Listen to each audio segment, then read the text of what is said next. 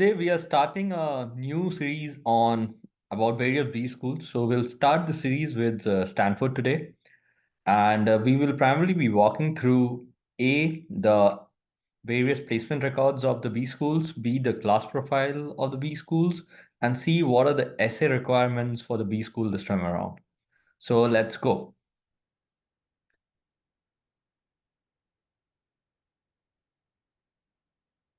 So on the placement records, what I found is that there are 256 candidates who are looking for jobs this time and on in Stanford. And please note that there are both summer as well as spring placements.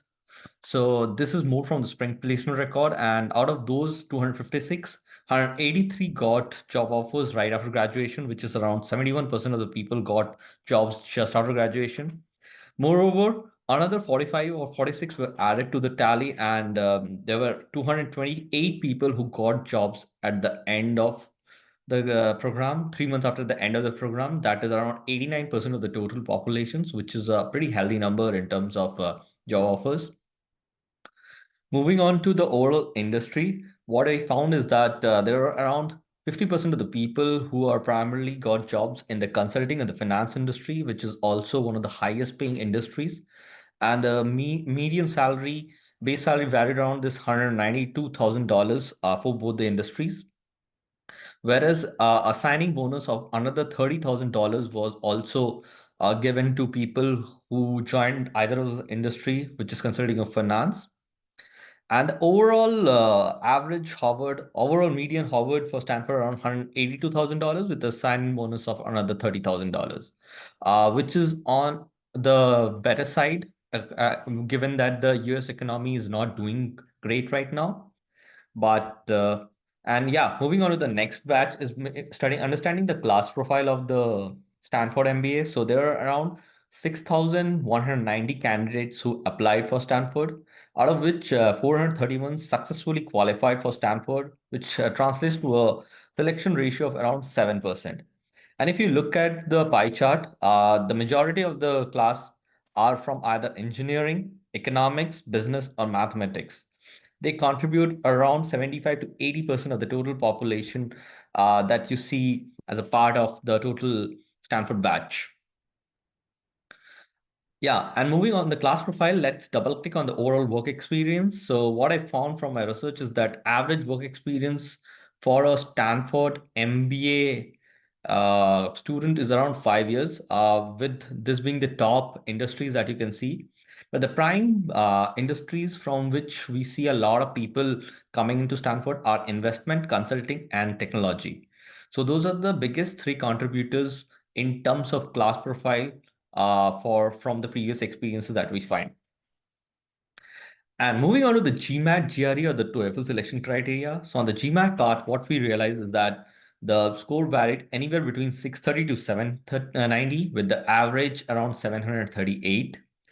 Please note that this is the old GMAT, and there is a different focus score that can be checked, and I'll provide the link back in the description box, which you can look at to check whether what is the focus GMAT score, which is an approximate translation of the 738.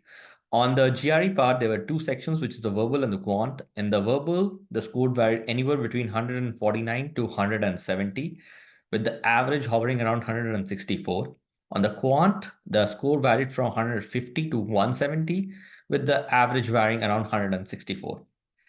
A TOEFL is also required by a lot of international students to prove their excellence in the English speaking, and the score for TOEFL varied around 104 to 120, with the average around 113. On the application process, currently Stanford is looking for two essays. The first is what matters most to you and why. And the recommended word limit for the Stanford essay is around 650 words. So what this essay is more about yourself, describing out what you feel about yourself, what is most important to you.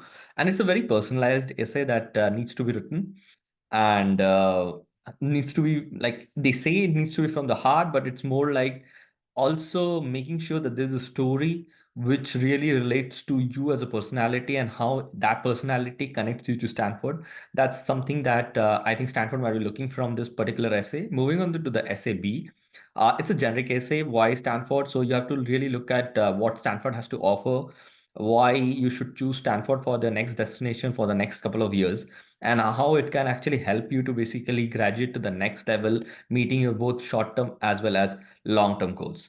Please note that if you're applying for any of the MBA or MSS program, you can use this essay. And yeah, that's more on the application front from the Stanford. Please feel free to reach out to me in case you have any problems on the essay writing or application or LOR process. I'll be happy to help you through. Thank you.